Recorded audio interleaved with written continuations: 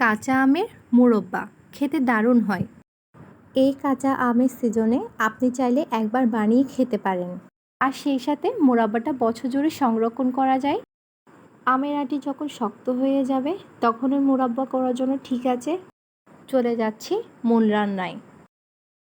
আমের মোরব্বা বানানোর জন্য আমি মাছ বরাবর এভাবে কেটে নিয়েছি। এবার একটি পিলারের সাহায্যে আমের খোসাটা ভালো করে ছাড়িয়ে নিচ্ছি। তারপর ছুরির সাহায্যে আমের আটির শক্ত বীজটা বের করে নিচ্ছি। সবগুলো আম পরিষ্কার করে নেওয়া হয়ে গিয়েছে।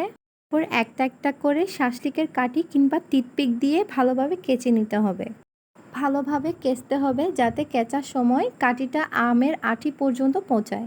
এটা যত বেশি কেচা হবে মোরব্বাটা তত বেশি ভালো হবে। সবকটি আম আমি ঠিক এইভাবে কেচে নিব। তারপর একটি বাটিতে পর্যাপ্ত পরিমাণ পানি নিয়েছি। আমগুলো দিয়ে 1 চামচ পরিমাণ লবণ এবং 1 চামচ পরিমাণ সাদা সিরকা দিয়ে দিচ্ছি, আর রেস্টে রেখে দিচ্ছি 3 থেকে 4 ঘন্টা।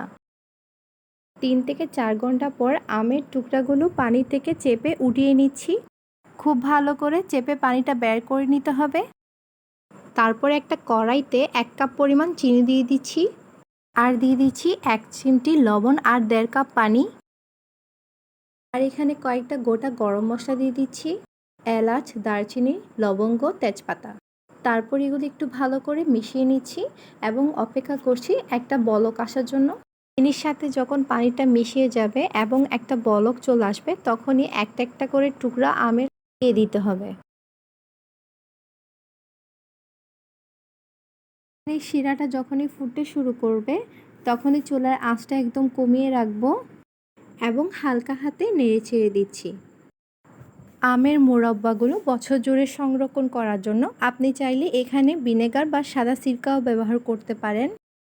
চিনির শিরাগুলো যখন একটু কমতে শুরু করবে এবং আমের টুকরাগুলো যখনই চিনির শিরাকে একদম সোক করে নেবে তখনই বুঝতে হবে যে মোরব্বা তৈরি হয়ে গিয়েছে।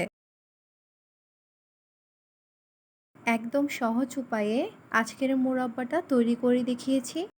আশা করছি আমার আজকের রেসিপি আপনাদের ভালো লাগবে। ভালো লাগলে একটি লাইক এবং প্রতিনিয়ত আমার নতুন নতুন রেসিপি পেতে আমার চ্যানেলটি সাবস্ক্রাইব করে রাখবেন। আজকে এখানে বিদায় নিচ্ছি। আল্লাহ হাফেজ।